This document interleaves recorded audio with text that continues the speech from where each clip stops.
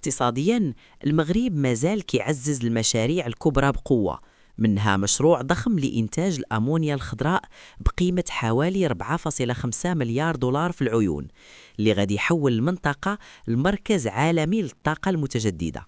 كذلك توقعات النمو الاقتصادي ل 2026 حوالي 5% أو أكثر حسب بعض التقارير، مدعومة بانتعاش القطاع الفلاحي بعد سنين الجفاف، والاستثمارات في البنية التحتية، الموانئ، المطارات، السكك الحديدية، استعدادا لكأس إفريقيا 2025 ومونديال 2030. الحكومة كذلك استثمرت مليارات باش تحمي القدرة الشرائية، وخرجت من القائمة الرمادية القافي ليعزز الثقة الدولية.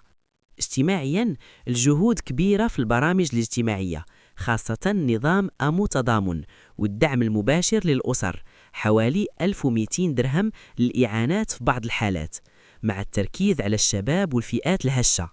كاين مجهودات لمحاربة تشغيل الأطفال وتعزيز الحماية الاجتماعية تحت القيادة الملكية، وبرامج لإدماج الشباب في سوق الشغل، وإن كانت البطالة ما زالت تحدي كبير عند الشباب وحاملي الشهادات.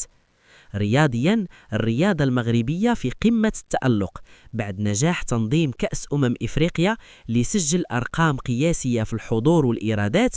الأسود ما زالوا كيحضروا للمونديال 2030. في البطولة الوطنية المنافسات قوية، وكاين أخبار على استعدادات الأندية الوداد الرجاء للمسابقات القارية. الجامعة كذلك كتعلق على أخبار الترشح لكان 2028، والمغرب كيتنافس بقوة في تصنيف أفضل الملاعب. دولياً، المغرب كيرسخ المكانة ديالو كشريك موثوق، وكيعزز العلاقات مع بزاف ديال الدول في إطار تعاون مبني على الثقة والمصالح المشتركة. هذه كانت أبرز الأخبار ديال اليوم. ما تنساوش ديروا لايك وتشتركوا في القناة باش يوصلكم الجديد. إلى اللقاء.